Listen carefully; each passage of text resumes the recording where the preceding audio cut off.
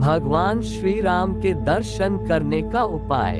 एक ब्राह्मण दिन भर गोस्वामी जी के कुटिया के बाहर बैठकर लोभवश राम राम रटता। संध्या के समय श्री हनुमान जी उसे धन दे देते थे। एक बार उसने भगवान के दर्शन के लिए बड़ा हठ किया। गोस्वामी जी ने कहा उसके लिए प्रेम और भाव चाहिए, संत की कृपा चाहिए, ऐसे ही एकदम भगवान नहीं मिलते। उसने कहा आप समर्थ महापुरुष है, आप भगवान के दर्शन करवा सकते हैं। वो हट पर अड़ गया।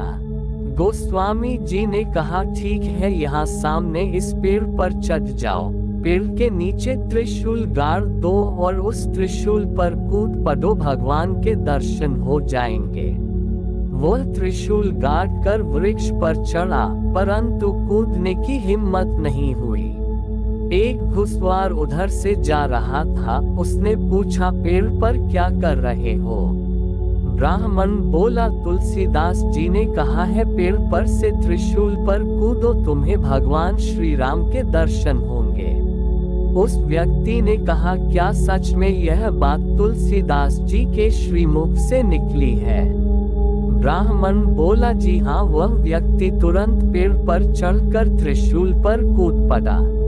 उसे भगवान ने आकर हाथ से पकड़ लिया और उसे श्री राम के दर्शन प्राप्त हो गए। हनुमान जी ने उसे तत्वज्ञान का उपदेश भी दिया। गोस्वामी जी ने सत्य ही कहा था, जिनमें प्रेम भाव हो एवं संत की कृपा हो वही भगवान के दर्शन पाता है। ये कथा सुनकर आपके हृदय में भगवान के लिए प्रेम जरूर जागेगा। एक बार की बात है, एक संत जंगल में कुटिया बनाकर रहते थे और भगवान श्री कृष्ण का भजन करते थे। संत को यकीन था कि एक ना एक दिन मेरे भगवान श्री कृष्ण मुझे साक्षात दर्शन जरूर देंगे।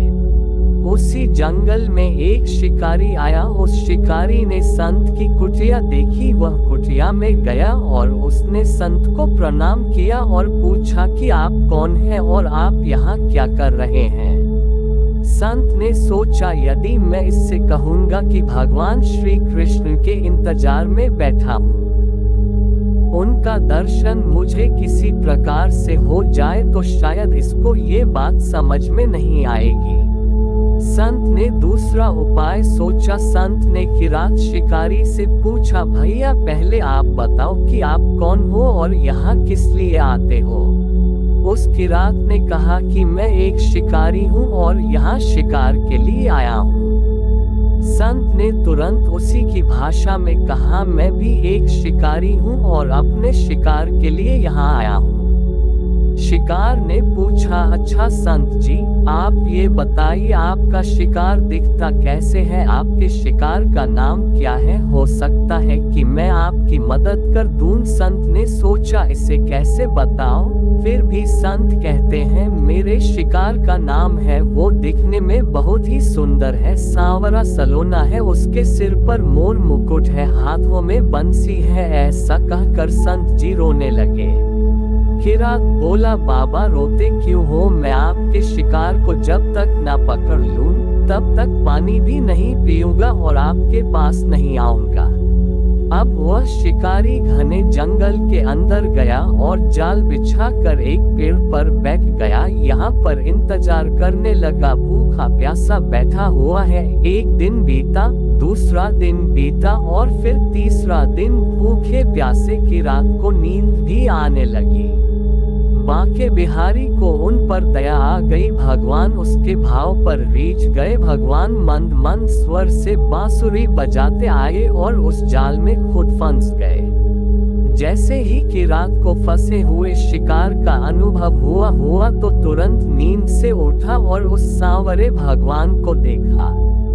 जैसा संत ने बताया था उनका रूप हूबहू वैसा ही था। वह अब जोर जोर से चिल्लाने लगा, मिल गया मिल गया, शिकार मिल गया।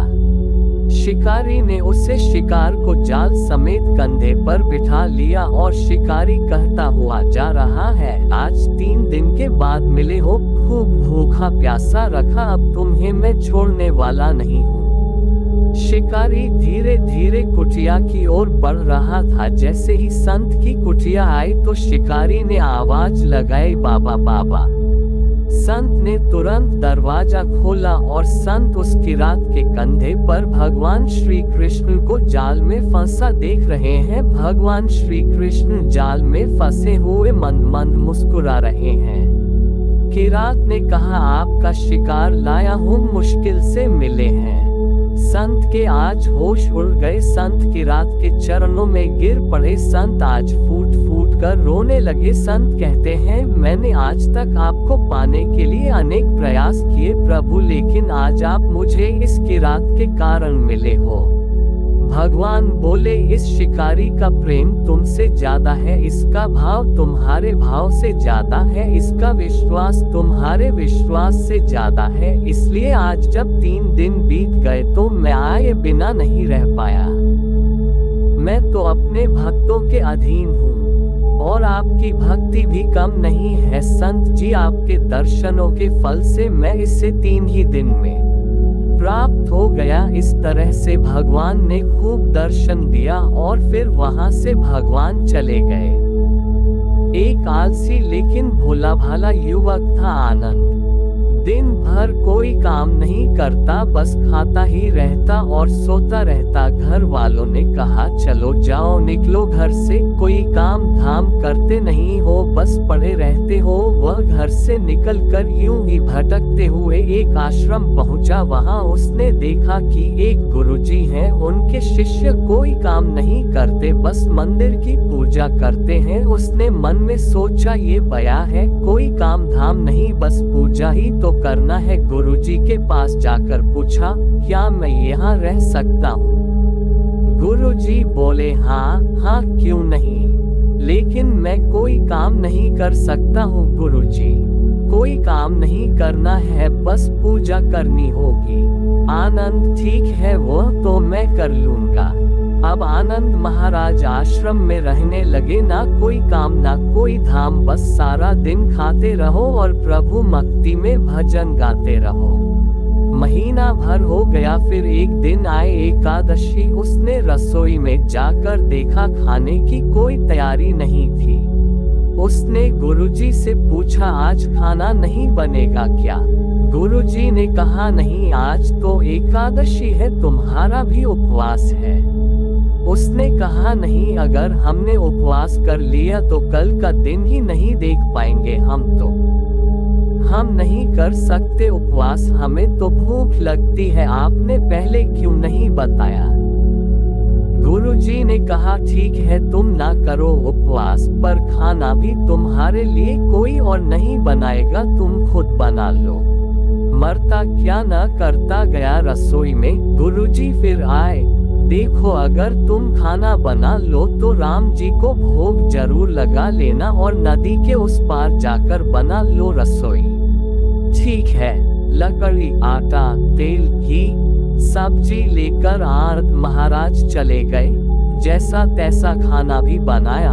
खाने लगा तो याद आया, गुरुजी ने कहा था कि राम जी को भोग लगाना है। वह भजन गाने लगा, आओ मेरे राम जी भोग लगाओ जी, प्रभु राम आइए, श्री राम आइए, मेरे भोजन का भोग लगाए।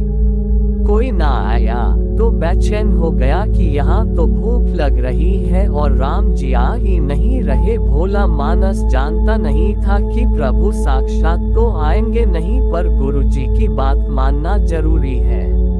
फिर उसने कहा, देखो प्रभु राम जी, मैं समझ गया कि आप क्यों नहीं आ रहे हैं।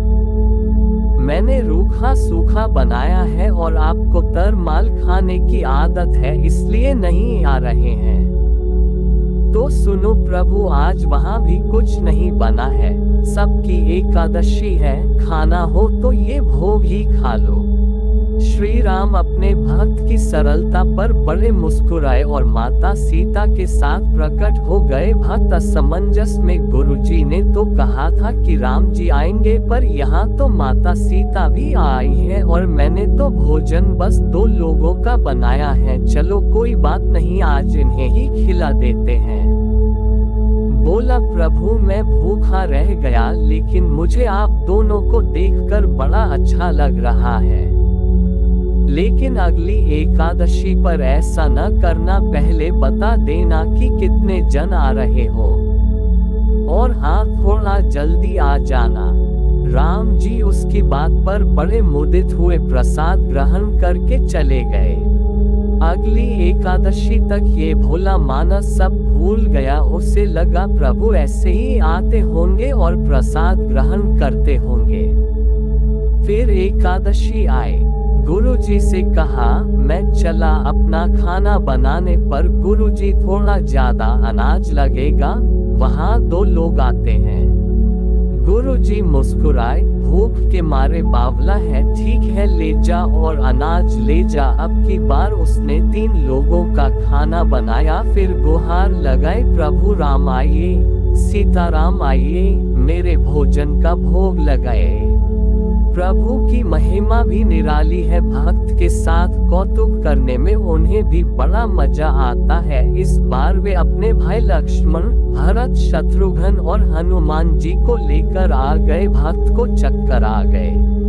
यह क्या हुआ, एक का भोजन बनाया तो 2 आए, आज 2 का खाना ज्यादा बनाया तो पूरा खानदान आ गया। लगता है आज भी भूखा ही रहना पड़ेगा। सबको भोजन लगाया और बैठे बैठे देखता रहा। अनजाने ही उसकी भी एकादशी हो गई। फिर अगली एकादशी आने से पहले गुरुजी से कहा, गुरुजी, ये आपके प्रभु राम जी अकेले क्यों नहीं आते? हर बार कितने सारे लोग ले आते हैं, इस बार अनाज ज्यादा देना। गुरुजी को लगा कहीं यह अनाज बेचता तो नहीं है, देखना पड़ेगा। जाकर भंडार में कहा, इसे जितना अनाज चाहिए दे दो, और छुपकर उसे देखने चल पड़े। इस बार आनंद ने सोचा, खाना पहले नहीं बनाऊंगा, पता नहीं कितने लोग आ जाएं, पहले बुला लेता हूँ फिर बनाता हूँ। फिर टेर लगाए, प्रभु राम आए, श्री राम आए, मेरे भोजन का भोग लगाए। सारा राम दरबार मौजूद। इस बार तो हनुमान जी भी साथ आए, लेकिन ये क्या, प्रसाद तो तैयार ही नहीं है। भक्त ठहरा भोला भाला, बोला, प्रभु इस बार मैंने खाना नहीं बनाया। प्रभु ने पूछा, क्यों? बोला, मुझे मिलेगा तो है नहीं, फिर क्या फायदा बनाने का, आप ही बना लो और खुद ही खा लो। राम जी मुस्कुराए, सीता माता भी गदगद हो गई उसके मासूम जवाब से। लक्ष्मण जी बोले, क्या करें प्रभु? प्रभु बोले, भक्त की इच्छा है पूरी तो करनी पड़ेगी, चलो लग जाओ काम से। लक्ष्मण जी ने लकड़ी उठाई, माता सीता आटा सानने लगी। भक्त एक तरफ बैठकर देखता रहा। माता सीता रसोई बना रही थी तो कई ऋषि मुनि, यक्ष, गंधर्व प्रसाद लेने आने लगे। इधर गुरुजी ने देखा खाना तो बना नहीं, भक्त एक कोने में बैठा है। पूछा, बेटा क्या बात है, खाना क्यों नहीं बनाया? बोला, अच्छा किया गुरुजी आप आ गए, देखिए कितने लोग आते हैं प्रभु के साथ। गुरुजी बोले, मुझे तो कुछ नहीं दिख रहा तुम्हारे और अनाज के सिवा। भक्त ने माथा पकड़ लिया, एक तो इतनी मेहनत करवाते हैं प्रभु, भूखा भी रखते हैं और ऊपर से गुरुजी को दिख भी नहीं रहे, ये और बड़ी मुसीबत है। प्रभु से कहा, आप गुरुजी को क्यों नहीं दिख रहे हैं? प्रभु बोले, मैं उन्हें नहीं दिख सकता। बोला, क्यों? वे तो बड़े पंडित हैं, ज्ञानी है, विद्वान है, उन्हें तो बहुत कुछ आता है, उनको क्यों नहीं दिखते आप? प्रभु बोले, माना कि उनको सब आता है पर वे सरल नहीं है तुम्हारी तरह, इसलिए उनको नहीं दिख सकता। आनंद ने गुरुजी से कहा, गुरुजी प्रभु कह रहे हैं आप सरल नहीं है इसलिए आपको नहीं दिखेंगे। गुरुजी रोने लगे, वाकई मैंने सब कुछ पाया पर सरलता नहीं पा सका तुम्हारी तरह, और प्रभु तो मन की सरलता से ही मिलते हैं। प्रभु प्रकट हो गए और गुरुजी को भी दर्शन दिए। इस तरह एक भक्त के कहने पर प्रभु ने रसोई भी बनाई। एक गाय घास चरने के लिए एक जंगल में चली गई। शाम ढलने के करीब थी। उसने देखा कि एक बाघ उसकी तरफ दबे पांव बढ़ रहा है। वह डर के मारे इधर उधर भागने लगी। वह बाघ भी उसके पीछे दौड़ने लगा। दौड़ते हुए गाय को सामने एक तालाब दिखाई दिया। घबराई हुई गाय उस तालाब के अंदर घुस गई। वह बाघ भी उसका पीछा करते हुए तालाब के अंदर घुस गया। तब उन्होंने देखा कि वह तालाब बहुत गहरा नहीं था, उसमें पानी कम था और वह कीचड़ से भरा हुआ था। उन दोनों के बीच की दूरी काफी कम हुई थी, लेकिन अब वह कुछ नहीं कर पा रहे थे। वह गाय उस कीचड़ के अंदर धीरे धीरे धंसने लगी। वह बाघ भी उसके पास होते हुए भी उसे पकड़ नहीं सका। वह भी धीरे धीरे कीचड़ के अंदर धंसने लगा। दोनों भी करीब करीब गले तक उस कीचड़ के अंदर फंस गए। दोनों हिल भी नहीं पा रहे थे। गाय के करीब होने के बावजूद वह बाघ उसे पकड़ नहीं पा रहा था। थोड़ी देर बाद गाय ने उस बाघ से पूछा, क्या तुम्हारा कोई गुरु या मालिक है? बाघ ने गुर्राते हुए कहा, मैं तो जंगल का राजा हूँ। मेरा कोई मालिक नहीं, मैं खुद ही जंगल का मालिक हूँ। गाय ने कहा, लेकिन तुम्हारे उस शक्ति का यहाँ पर क्या उपयोग है? उस बाघ ने कहा, तुम भी तो फंस गई हो और मरने के करीब हो। तुम्हारी भी तो हालत मेरे जैसी है।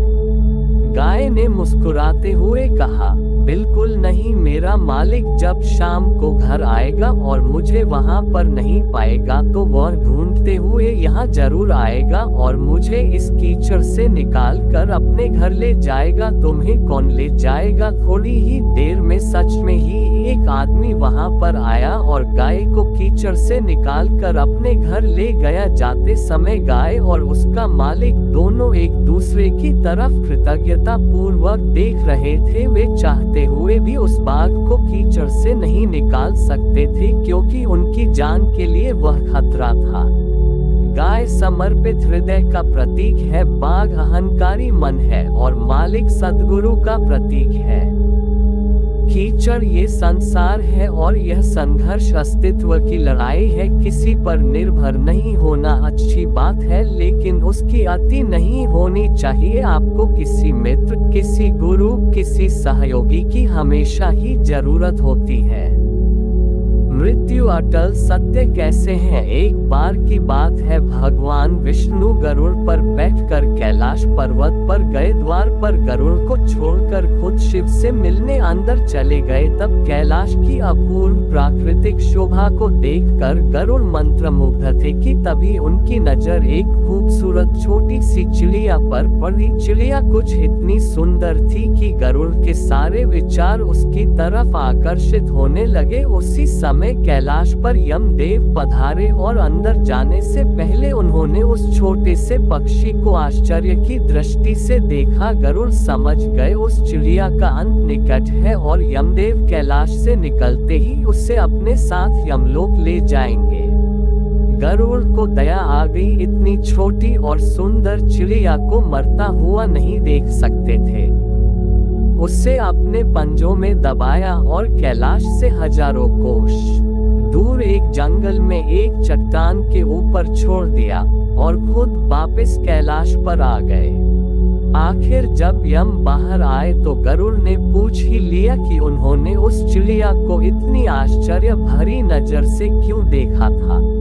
यमदेव बोले, गरुड़, जब मैंने उस चिड़िया को देखा तो मुझे ज्ञात हुआ कि वो चिड़िया कुछ ही पल बाद यहाँ से हजारों कोस दूर एक नाग द्वारा खा ली जाएगी। मैं सोच रहा था कि वो इतनी जल्दी इतनी दूर कैसे जाएगी, पर अब जब वो यहाँ नहीं है तो निश्चित ही वो मर चुकी होगी।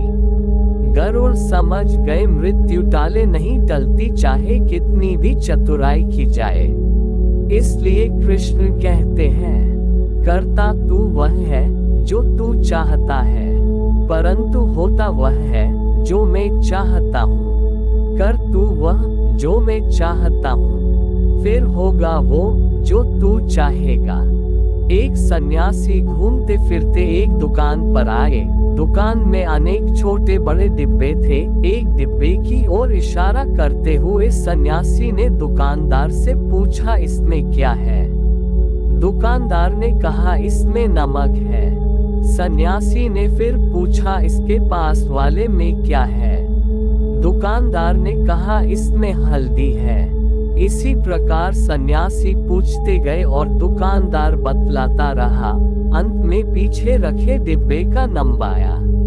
सन्यासी ने पूछा, उस अंतिम डिब्बे में क्या है? दुकानदार बोला, उसमें राम राम है। सन्यासी ने पूछा, ये राम राम किस वस्तु का नाम है? दुकानदार ने कहा, महात्मन और डिब्बों में तो भिन्न भिन्न वस्तुएं हैं, पर यह डिब्बा खाली है। हम खाली को खाली नहीं कहकर राम राम कहते हैं। सन्यासी की आंखें खुली की खुली रह गई। ओह, तो खाली में राम रहता है, भरे हुए में राम को स्थान कहाँ? लोभ, लालच, ईर्ष्या, द्वेष और भली बुरी बातों से जब दिल दिमाग भरा रहेगा तो उसमें ईश्वर का वास कैसे होगा?